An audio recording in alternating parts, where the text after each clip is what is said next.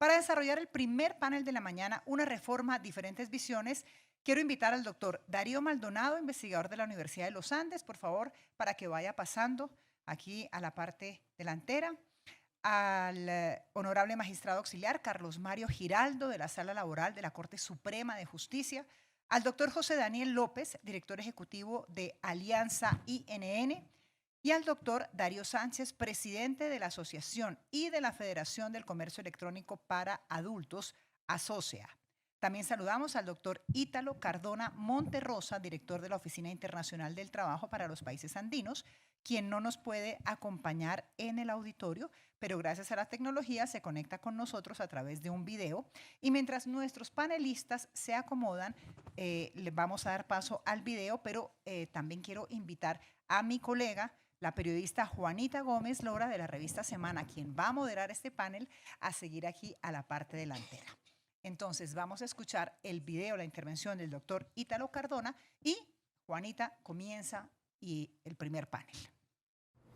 Quiero agradecer la invitación de la Contraloría Nacional para estar con ustedes acá y conversar sobre este punto que por supuesto interesa a Colombia, interesa a los colombianos, a las colombianas, que te hace referencia hacia el tema de la reforma laboral y hacia cómo se construye efectivamente un marco normativo que favorezca las relaciones laborales en Colombia y que promueva los avances que deben de hacerse hacia este objetivo que conocemos como trabajo decente y que hace parte también de los Objetivos de Desarrollo Sostenible de Naciones Unidas.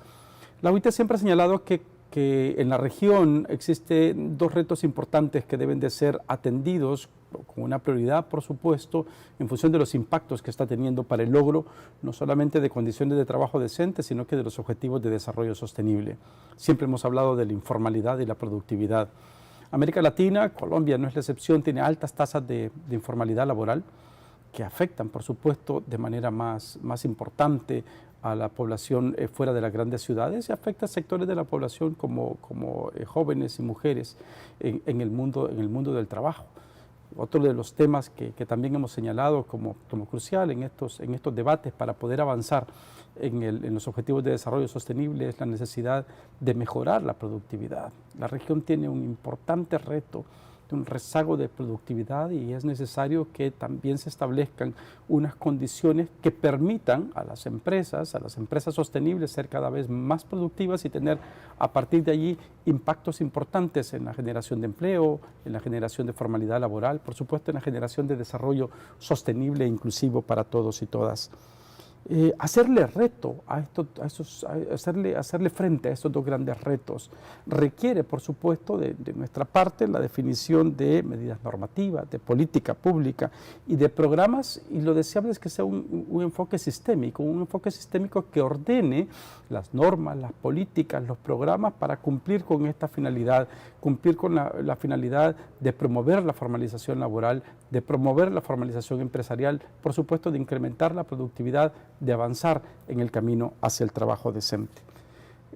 La pandemia, si vemos un poco de este escenario en el cual nos encontramos post-pandemia, si bien afectó a nuestra sociedad, por supuesto afectó a nosotros como tejido humano, como colectividad, creó algunos temas de consensos muy importantes en Colombia, en la región. Regreso generó estos consensos en Colombia que son muy importantes. Uno, los efectos que la informalidad tiene, no solamente en el goce de los derechos de las personas, por supuesto, sino que también tiene en el desarrollo de un entorno empresarial sostenible. Empleadores, trabajadores y gobierno coincidieron en la necesidad de reforzar no solamente un debate, sino que las medidas necesarias para poder avanzar en una tasa de formalización, reducir esta tasa de informalidad que no se ha reducido por muchos y muchos años en Colombia. Asimismo, también hubo una coincidencia sobre la necesidad de fortalecer los sistemas de protección social, haciendo que estos sistemas puedan por supuesto, tener una cobertura más amplia, podemos tener unos mejores servicios, pero también sea sostenible en el mediano o en el largo plazo. La OIT ha hecho un llamado importante a los países, ha hecho un llamado importante a sus constituyentes, organizaciones de empleadores, trabajadores y gobiernos en Colombia, para que las medidas que se adopten, el conjunto de medidas que se adopten, normativas de política pública y programas, se hagan poniendo a las personas en el centro de este debate y, por supuesto, en el centro de estas soluciones. Queremos tener un impacto favorable en la vida de las personas, transformar efectivamente el mundo del trabajo como una vía para la inclusión, una vía para el desarrollo sostenible. Entonces, cuando estamos en un contexto nuevo, un contexto, si quieren, post-pandemia, nos encontramos con un mundo laboral, o nos hemos encontrado en un mundo laboral que tiene como por lo menos dos manifestaciones muy claras, en las cuales yo quiero detenerme también en un segundo bloque de reflexiones. La primera, tenemos un mundo del trabajo que tiene importantes brechas que han venido siendo arrastradas desde muchos años. Una de las brechas más importantes que tiene el mundo del trabajo en Colombia es la brecha de género. Colombia había avanzado, dado importantes pasos pre-pandemia para la inclusión, digamos, de una manera más adecuada, más en línea con lo que la OIT ha venido señalando, una inclusión de las mujeres en el mundo del trabajo. Sin embargo, estos avances no solamente se detuvieron, sino que se retrocedieron a partir de la pandemia. Y nos encontramos efectivamente que tenemos un mundo del trabajo en el país que tiene importantes brechas de género y en las cuales tenemos que reflexionar y tomar las medidas adecuadas para poder cerrar estas brechas. No son las únicas, por supuesto hay una brecha muy importante entre el campo y las ciudades, por supuesto hay una brecha muy importante en razón de la edad, pero cuando hablamos de las brechas para el mundo del trabajo, la brecha de género tiene una particular importancia. Otro tema de reflexión y que compagina o de alguna manera complementa, si quieren, esta visión de pospandemia, es que nos encontramos en un mundo del trabajo que tiene unas transiciones aceleradas, que tiene un impacto, por supuesto, en la manera como estamos concibiendo la organización del trabajo, pero también cómo está impactando en ciertos grupos de población.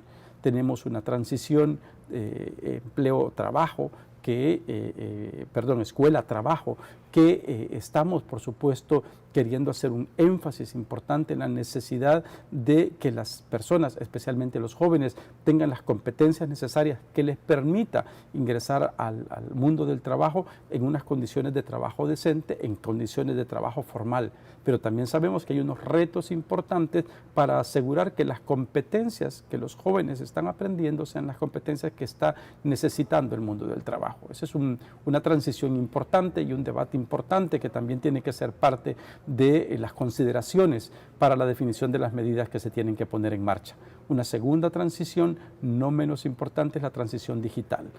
Hemos avanzado muy rápidamente en la adopción de estos, si quieren, herramientas de tecnologías de información y comunicación en el mundo del trabajo que han cambiado muy fuerte, que han cambiado la manera como nos organizamos, cómo trabajamos, cómo funcionan las empresas hoy en día. Y por supuesto tienen que ser parte de las consideraciones para que las medidas y las acciones que tomemos sean las medidas adecuadas. Y una tercera transición que no es menos importante es la transición justa, es la transición que hace referencia a la necesidad de tomar en cuenta nuestro efecto del trabajo, de nuestra vida en el medio ambiente y que las decisiones que se tomen también sean decisiones que estén orientadas a la protección del medio ambiente en el cual vivimos. Ese es nuestro entorno laboral y ese es el entorno en el cual Colombia decidió avanzar en una construcción de un proceso de reforma laboral.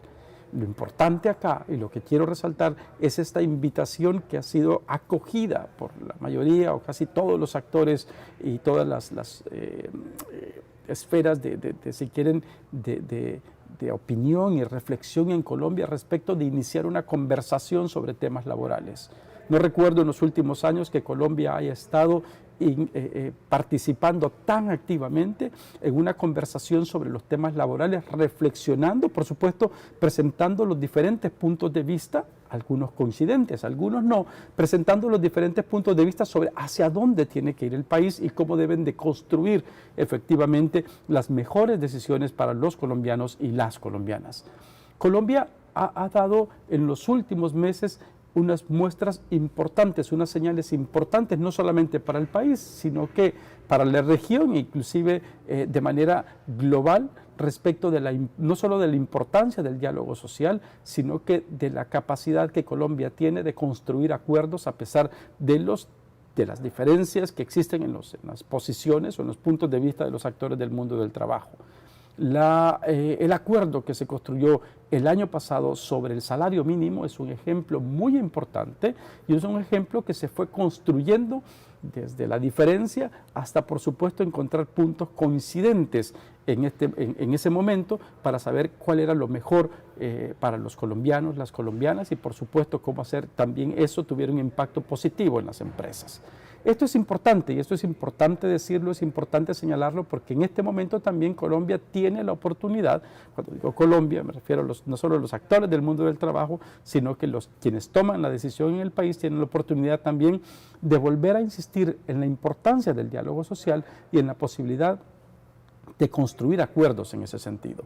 Se ha cerrado una fase de diálogo en la Comisión Nacional de Concertación, que conocemos cómo ha venido siendo desarrollada, conocemos obviamente los resultados. Lo importante ahora es que se ha abierto un nuevo capítulo, se ha abierto un episodio de diálogo mucho más amplio, en donde los actores del mundo del trabajo, empleadores, trabajadores y gobierno, pero también la población en general, los actores sociales que componen el país, tienen la oportunidad de participar en estos espacios que el Congreso de la República va a abrir, ha abierto para escucharles y por supuesto para hacer unas reflexiones desde los diferentes puntos de vista sobre qué es lo mejor para promover el trabajo decente en Colombia. Y esto es lo importante y eso es donde nosotros queremos insistir en el compromiso que tiene la OIT para ayudar en este diálogo, para ayudar en este debate y por supuesto brindar opiniones técnicas que permitan construir esta ruta, esta vía donde el país debe de transitar. Confío no solamente en el Congreso de la República, en quienes hacen parte del mismo y que van a propiciar este debate, sino que también en la capacidad que tienen las organizaciones de empleadores, los trabajadores y por supuesto en el gobierno de construir estos acuerdos, de animar estos acuerdos y de propiciar estos espacios de diálogo como el que existe en esta oportunidad para ir conociendo nuestras diferencias, para ir encontrando las coincidencias y para poder dar los siguientes pasos en este proceso. Este no es el único tema sobre el cual hay que conversar, sobre el cual hay que dialogar. Es necesario, por supuesto, promover estos espacios de diálogo, estos espacios de conversaciones para definir cuáles son las diferentes acciones que Colombia debe adoptar para promover y para avanzar en el camino que nos lleve hacia el trabajo decente, hacia la justicia social y nos acerque mucho más al objetivo de desarrollo sostenible. Tenemos el compromiso y a solicitud del gobierno hemos brindado una opinión técnica que vamos a hacerles llegar en estos días al gobierno, pero con la idea de que esto pueda contribuir al diálogo social, pueda ser de conocimiento de las organizaciones de empleadores, de trabajadores, del Congreso, por supuesto, para que pueda acompañar esta discusión, para que pueda acompañar la construcción de acuerdos y pueda acompañar a la construcción de la vía a través de la cual el trabajo nos va a llevar hacia la justicia social. Muchas gracias. Damos entonces el inicio a este foro, a este panel, una reforma, diferentes visiones. Buenos días, es un gusto para mí poderlos acompañar también esta mañana. Vamos a tener más o menos, ya nos dijeron que es como acelerado un poquito el tiempo, más o menos unos 7 minutos, pero sí tengo ganas como de hacerles preguntas, por lo menos unas 2 a cada uno, entonces para que como que también se vayan mentalizando. Quiero arrancar porque, claro, sin duda esta es una discusión trascendental, yo creo que nos toca a todos de una u otra manera. Y por eso es que es tan importante que demos una mirada un poco más profunda. Vamos a tratar de ir de lo general a lo particular, desde la academia, la investigación, el ámbito jurídico, pero por supuesto el tema también de las plataformas digitales, el mundo laboral también está cambiando. Quiero comenzar con Darío Maldonado, investigador. Veíamos hace un momento la presentación que estaba haciendo el viceministro. ¿Responde a los problemas del mercado laboral esta reforma? Y se lo quiero preguntar porque en las noticias todos los días vemos como muchas veces cuando los gremios comienzan y lanzan estas alertas, no, es que los costos laborales van a subir, van a aumentar entre 15% y 30% y van a paralizar la contratación. dicen muchos de ellos. ¿Es así? ¿Va a pasar? Juanita, muchas gracias. Voy a respetar mi tiempo, pero una pequeña aclaración sobre todo a mis colegas panelistas. Tengo que salir corriendo después de irme. Estaba súper advertido. Este evento iba a ser ayer, lo he aceptado porque iba a ser ayer y acepté estar hoy acá, pero tengo que correr porque tengo otra cosa después. Entonces me da mucha pena y lamento no oírlos, pero tengo que explicar. La respuesta de una vez. Sí. Yo creo que no.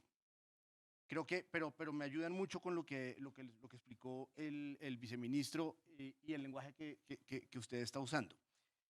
El problema no son los costos laborales, y eso es algo que la misión de empleo dijo claramente. El problema no es los costos laborales, el problema es distinto. El problema es tener una regulación de la protección social que no es para todos. Y una regulación de la protección social que no permite que todos los trabajadores realmente se beneficien de esos beneficios. Mecanismo de protección al cesante, pensiones, etcétera, etcétera.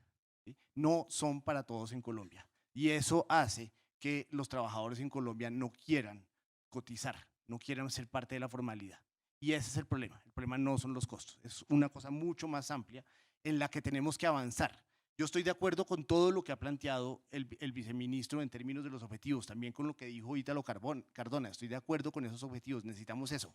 A ese lenguaje, a eso que están diciendo, le falta algo, y es un para todos. ¿Cómo hacemos para que Colombia avance, para que esos objetivos de trabajo decente, etcétera, etcétera, ¿sí? Jornadas laborales adecuadas, compatibilizar trabajo con la familia, etcétera, sea para todos?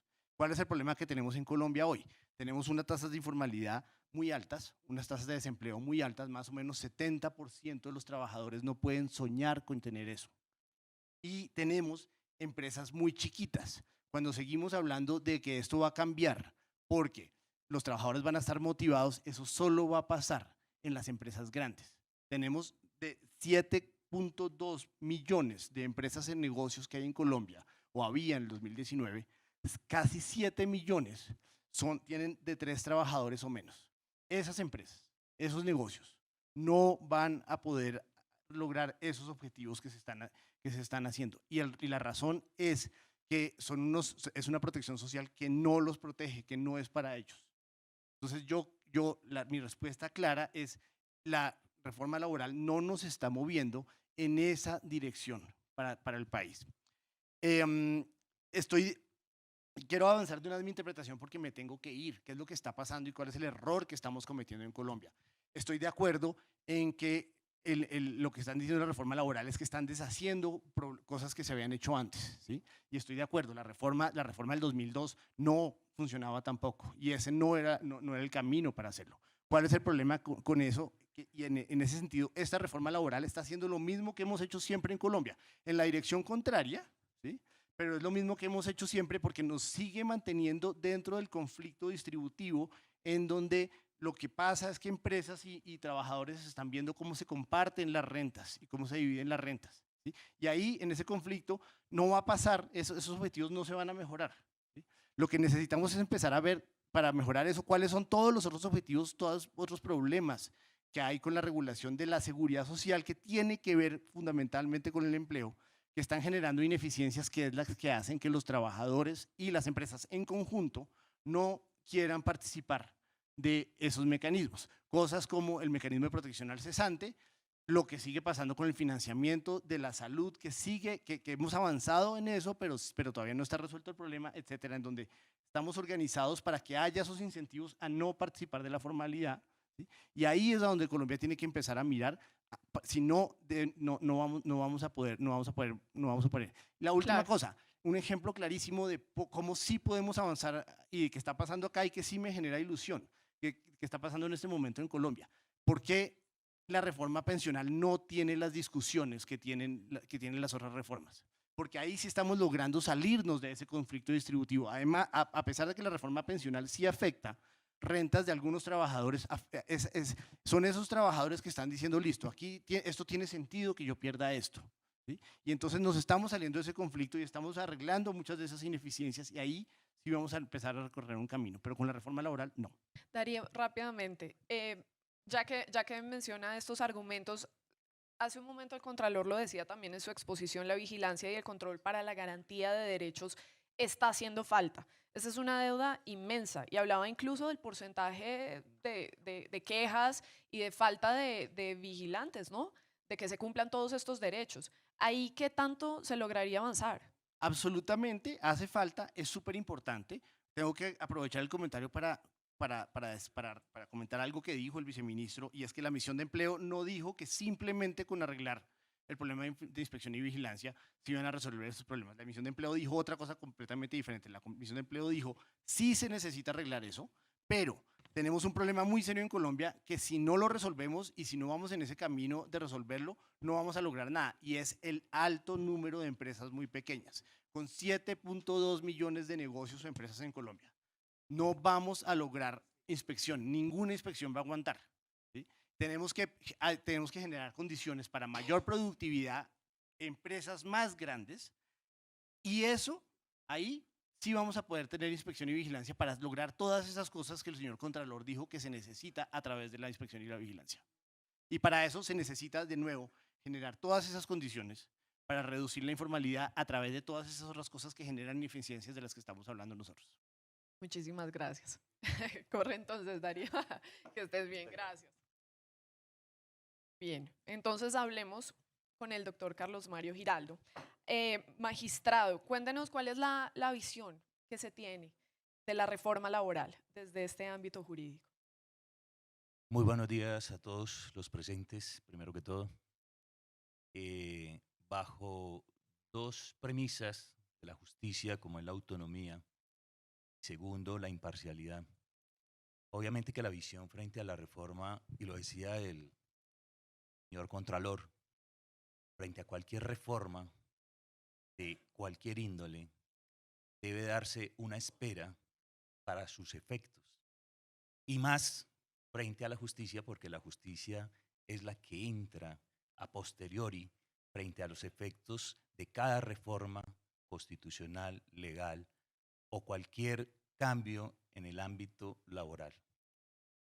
Específicamente frente al tema de esta reforma, la visión simplemente objetiva e incluso haciendo una revisión artículo por artículo, simplemente voy a hacer mención a algunos de ellos.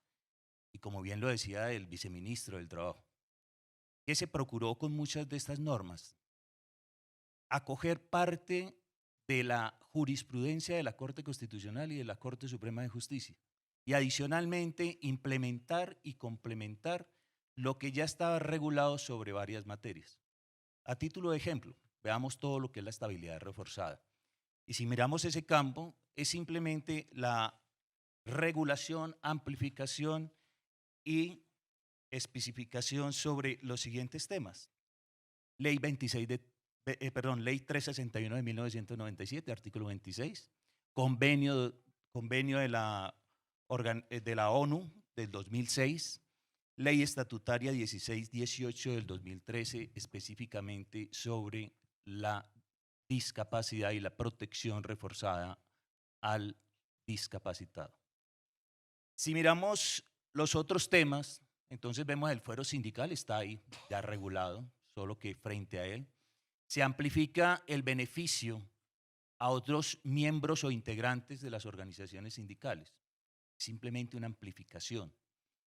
Si miramos la protección a la maternidad, ya está regulada, simplemente que se incorpora al Código Sustantivo del Trabajo, lo mismo frente al retén social, lo mismo frente a la protección a la maternidad, artículos 239 y siguientes del Código Sustantivo del Trabajo, solo que se amplifican la protección en cuanto a términos, es decir, se pasa de 18 meses a 180 días a 18 semanas a 6 meses la protección en la reforma que se plantea. Y así lo vemos también frente a otras figuras e instituciones. Vuelvo y repito, como bien lo planteaba el viceministro, que lo que se hace es acoger algunas recomendaciones del comité sindical y adicionalmente implementar algunos convenios de la OIT. Es decir, la visión que determina la Corte frente a la reforma, vuelvo y repito, desde el punto de vista objetivo, porque no podemos opinar si es buena o es mala. Lo único que sí advertimos es que, como bien lo mencionaba el anterior panelista, es que si vemos que se observan que no se acogieron todos los sectores y especialmente no se observó el impacto que, por ejemplo, la implementación o recuperación de la jornada laboral tenga en sectores como el hotelero, el turístico y otros sectores que toda su operatividad es nocturna. Y obviamente que en ellos, contrario census del planteamiento del maestro, sí tiene un impacto y que debió haber sido igualmente regulado desde un punto de vista más objetivo, más ecuánime y más sectorial. Esa parte creo que considero quedó faltando en esa reglamentación o normatividad.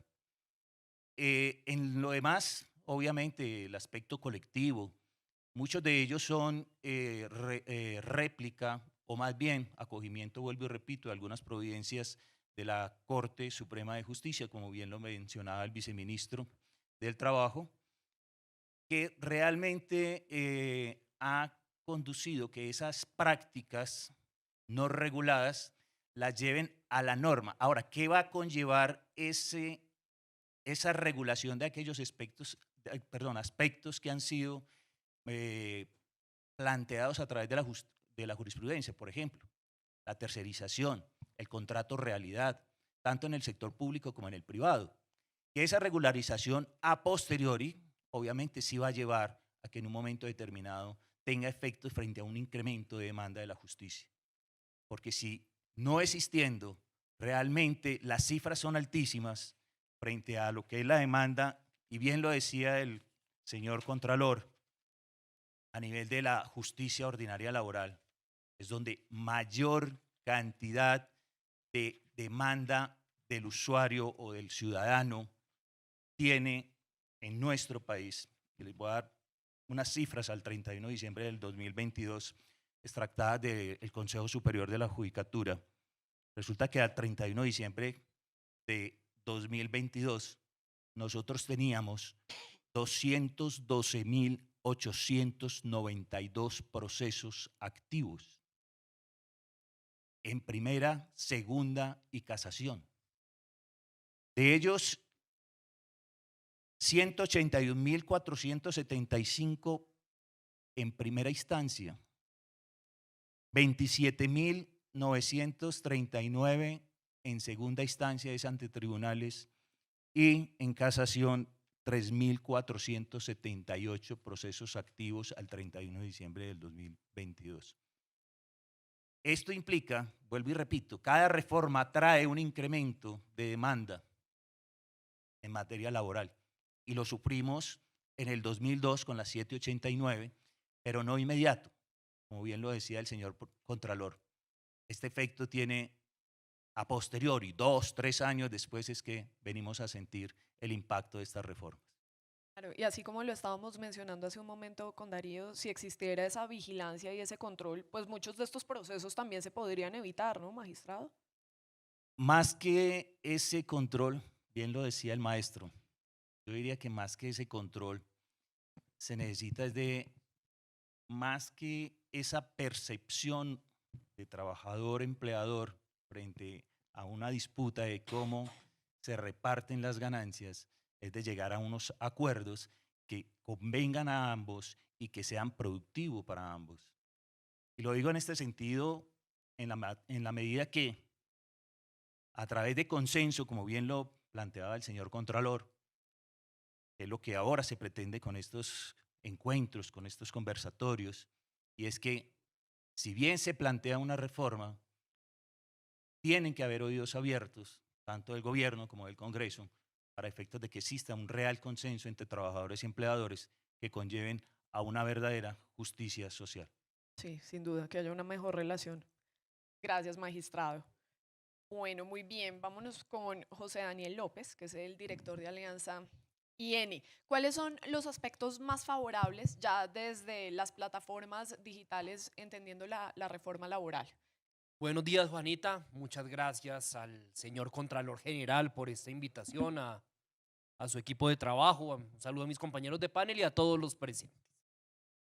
Yo quisiera, Juanita, arrancar explicando de qué no se trata la discusión. sobre sobre reforma laboral y el trabajo en plataformas digitales. Lo primero, esta no es una discusión binaria entre si se regula y se protege el trabajo en plataformas o no se hace. A veces en la opinión pública queda esa sensación, le quiero contar. Desde Alianza IN, que es el gremio que agrupa las principales plataformas digitales del país, no nos oponemos a la reforma laboral. Vemos en la reforma laboral una oportunidad para proteger, en el caso de las plataformas de reparto, que es donde el gobierno ha puesto la delimitación, la oportunidad para proteger a cerca de 120.000 personas que en Colombia en el último mes entregaron al menos un pedido a un domicilio. Y ahí coincidimos con el gobierno en el punto de llegada. Entonces esta no es una discusión de si queremos o no queremos proteger a esos trabajadores. Los queremos proteger, pero para poderlos proteger necesitamos actualizaciones en el marco jurídico vigente. Segundo, esto tampoco es una discusión sobre si los repartidores son o no son trabajadores. Lo hemos dicho en todos los espacios, Fabio, los consideramos trabajadores, claro que sí. La discusión es qué tipo de trabajadores, pensando, y empiezo a entrar en materia, en el desarrollo de la Constitución política y en el artículo 25 de la Constitución, que los constituyentes en el 91, cuando todo este tema incluso del internet ni siquiera era inimaginable, nadie tenía correo electrónico en 1991, mucho menos nos íbamos a imaginar que a través de teléfonos celulares que no existían en la época era posible pedir un domicilio o era posible pedir que nos llevaran las llaves y nos las trajeran porque se nos quedaron en la casa a través del teléfono celular. Pero en la sabiduría de la época ellos imaginaron y vieron desde la realidad del momento que había trabajo en distintas formas. Entonces, ¿qué dice el artículo 25 de la Constitución? Que el trabajo debe ser protegido en todas sus formas. No dice que la única forma de proteger el trabajo es a través del contrato de trabajo. Y ahí aterrizamos en el centro de esta discusión. El trabajo es diverso, es distinto, va a ser cambiante y sí que lo ha sido. Y protejámoslo. Y sí que lo ha sido porque además el trabajo del siglo XXI y el trabajo a través de plataformas de reparto es solamente la punta del iceberg de una transformación sustancial en la forma en la cual la gente trabaja, la forma en la cual la gente proyecta o visualiza sus proyectos de vida y ya no entiende el trabajo como ese viejo anhelo de llegar a una empresa, hacer carrera en una sola empresa, tener un horario de 8 de la mañana a 5 de la tarde y finalmente pensionarse. Las nociones de derechos de los trabajadores y la noción de la protección del trabajador siguen estando absolutamente vigentes, pero deben ser actualizadas en clave de presente y en clave de futuro, no en clave de pasado. Entonces acá la discusión desde nuestra visión no es sobre si reforma laboral sí o reforma laboral no. Nosotros decimos sí a la reforma laboral. La discusión es cómo debe ser la reforma laboral. Y para eso tenemos que entender la naturaleza y las características de las personas que trabajan como repartidores. Lo primero es que son muchísimos, 120.000 personas, y si hay tanto impacto poblacional, pues eso nos demanda una mayor responsabilidad en las decisiones que se tomen en el Congreso sobre esta materia. Lo segundo es que la mayoría de ellos, la gran mayoría, dedica relativamente poco tiempo a esta actividad.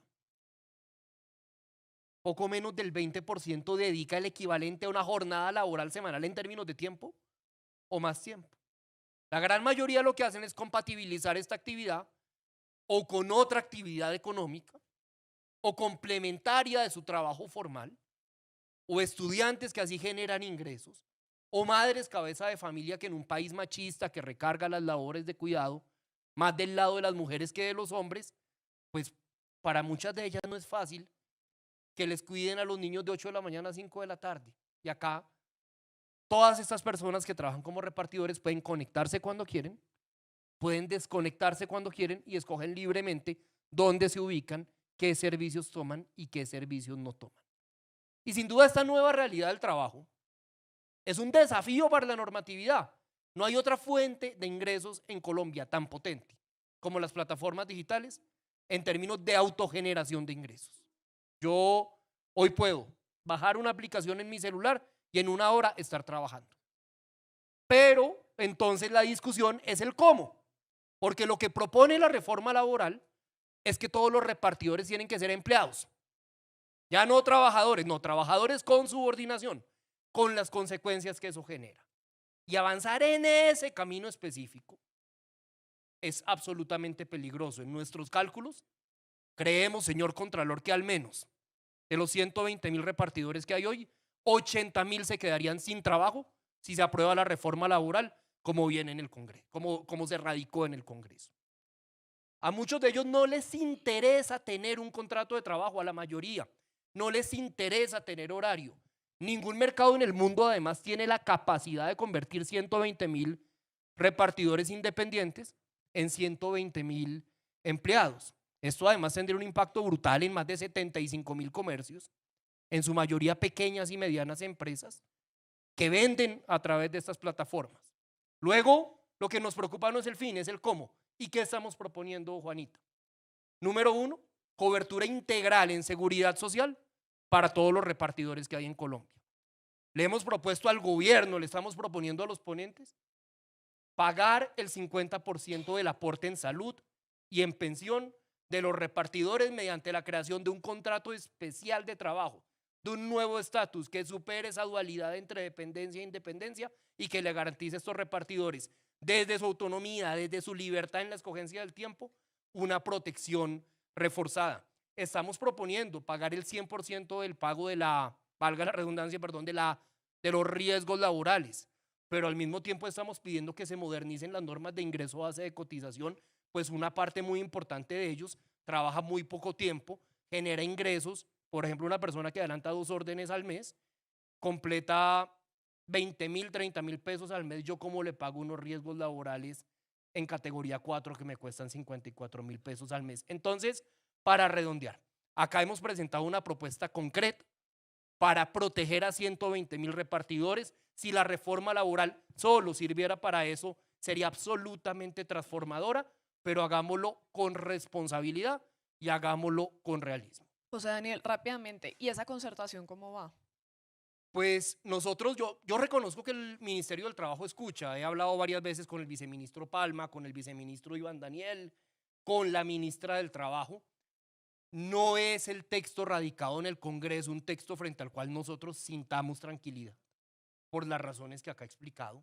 Creemos que esa laboralidad forzosa que trae la reforma laboral en su estado actual es una bomba atómica en términos sociales, en términos económicos, y lo es para la economía digital. Pero también yo sé bien que una cosa es lo que entra al Congreso y otra es la que termina saliendo en las leyes de la República. Y si confiamos en que más después, si permítame el comentario político, Juanita, después de ese Titanic político que resultó siendo la reforma a la salud, yo creo que esta reforma laboral necesita acuerdos frente a los temas trascendentales para el país. Y confiamos, también sintiéndolo en la actitud de los ponentes, de los miembros de las comisiones séptimas, que ojalá el tema del trabajo digital y el tema de las plataformas de reparto sea una ocasión para lograr acuerdos acá en nombre de unos principios generales del derecho. No podemos meter a la fuerza la realidad del siglo XXI en categorías pensadas para otros momentos de la economía y el desarrollo tecnológico de la sociedad. Sin duda, porque una es la realidad, por ejemplo, de estas plataformas de repartidores, de domicilios y demás, y otra, por ejemplo, es la del comercio electrónico para adultos, ¿verdad? Darío, y por eso quisiera que habláramos un poco desde este espectro, ¿cómo ven ustedes la reforma laboral? Bueno, muy buenos días, Juanita. Muchas gracias al Contralor, a su equipo de trabajo por la invitación y a todos los presentes. Bueno, aquí hay un punto fundamental. Yo acierto y estoy totalmente de acuerdo con el viceministro que Colombia indudablemente necesita una reforma laboral, pero no nos podemos apartar también del empresariado, ¿sí? Recordemos que para que haya empleo tienen que haber empresarios que fomenten ese empleo en el país. En el caso de la industria webcam, es una industria que en este momento representa 150.000 puestos directos en Colombia, más los indirectos, que es todo el personal que está detrás de bambalinas, que son abogados, fotógrafos, monitores, un sinnúmero de personas que hacen parte de esta industria y que permiten de que esto funcione. Cuando nosotros hacemos estos cálculos, podemos determinar que pueden haber alrededor de 200.000 personas que dependen de esta industria. Inicialmente, y quiero resaltar que, igual como lo manifiesta mi compañero, el Ministerio de Trabajo ha escuchado. En el proyecto inicial ellos incluyeron la industria webcam, donde la catalogaban que tenían que tener las modelos o las modelos, bien sea mujeres o hombres, que hacen parte de esta industria, que tenían que tener una condición laboral. Después de muchos diálogos, se les hizo entender de que aquí no hay un vínculo laboral entre la modelo y los empresarios por una simple razón. En la ley 2010, en el artículo 73, el gobierno ya había reconocido la actividad webcam como industria y tipificó la modalidad del contrato de mandato. En la modalidad del contrato de mandato se habla de dos participantes, un mandante y un mandatario. Para estos fines, la mandante es la modelo y el mandatario es el estudio. Y bajo esta modalidad de contrato, el estudio o el empresario ya le está trasladando gran parte de sus utilidades a la modelo, quien es quien recibe gran parte de estos recursos. Entonces, cuando el Ministerio de Trabajo dice tenemos que volver esto a un contrato de realidad de trabajo, resulta que el estudio, al haberle ya trasladado estos recursos a la modelo, pues no tienes la capacidad económica para pagarle prestaciones sociales, porque como lo decía el compañero, pues este tipo de modelo de trabajo tiene unos componentes diferentes. Entonces, igual que las plataformas digitales, ellos perciben unos porcentajes, lo mismo pasa con la industria webcam. Hay empresarios que le pagan incluso a sus modelos al 90%, donde del 100% de la producción la modelo se lleva incluso hasta el 90%. Entonces, con ese 10% que le queda al empresario, pues operativa y administrativamente no le da capacidad para pagar sus gastos operativos dentro de lo que es la operación cotidiana y aparte de eso pagarle prestaciones sociales a las modelos. Igual como lo manifiesta mi compañero, pues a las modelos no les interesa tener un contrato de realidad o un contrato de trabajo porque simplemente ellas entre mayor producción tienen, pues obviamente mayor ingreso tienen. Entonces sí es importante resaltar de que no podemos olvidarnos en una reforma laboral de los empresarios. Yo pienso que los empresarios tienen que ser escuchados. Yo quiero agradecer al ministerio porque escuchó las recomendaciones que se hicieron y pienso que de igual manera se debe escuchar a todos los gremios, ¿sí? Si nosotros, y el doctor Maldonado hacía una apreciación muy importante, y es que Colombia tiene muchísimas empresas, pero el 90% de esas empresas son empresas pequeñas, ¿sí? Entonces no podemos condenar a una empresa pequeña, llámese la industria web, que es la que yo represento, o las plataformas digitales o otros sectores, a exigirles un contrato de realidad. Sí, es claro que el gobierno y el país necesita una reforma laboral, pero tenemos que escuchar a los empresarios. Para nosotros como industria sería indudablemente fatal que el gobierno pretendiera o siguiera insistiendo en que este tipo de negocio aplica un contrato laboral. Las mismas modelos y quienes hacen parte de esta industria no quieren tener un contrato de realidad de trabajo o un contrato laboral, sino que es para ellas incluso más atractivo en la modalidad que ya se viene haciendo, adicional que el gobierno ya había reconocido la actividad webcam como industria y había reconocido el modelo de mandato como tipo de contratación para las mismas. Sin duda, son realidades bien distintas. Las de las plataformas digitales, repito, no es lo mismo que hablemos de los domiciliarios y otra es la historia de las webcam y así muchas otras, ¿no? Es bien importante que esto sea tenido en cuenta. Gracias, le quiero agradecer también al magistrado por sus visiones, a ustedes también por acompañarnos, muchísimas gracias y ojalá esa concertación pues finalmente se pueda dar en el Congreso de la República, que es donde se dan pues esas grandes transformaciones. Muchas gracias. Eso.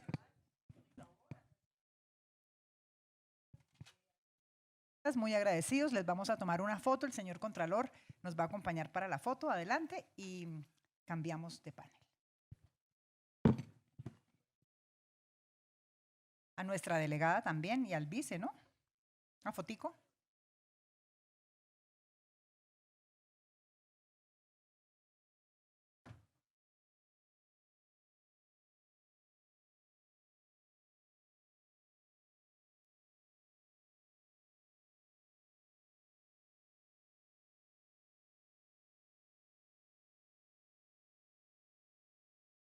Como digo yo, una linda sonrisa y tomamos esa foto.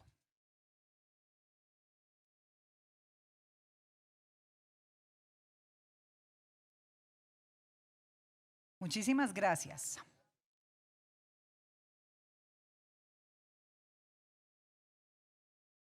Bueno.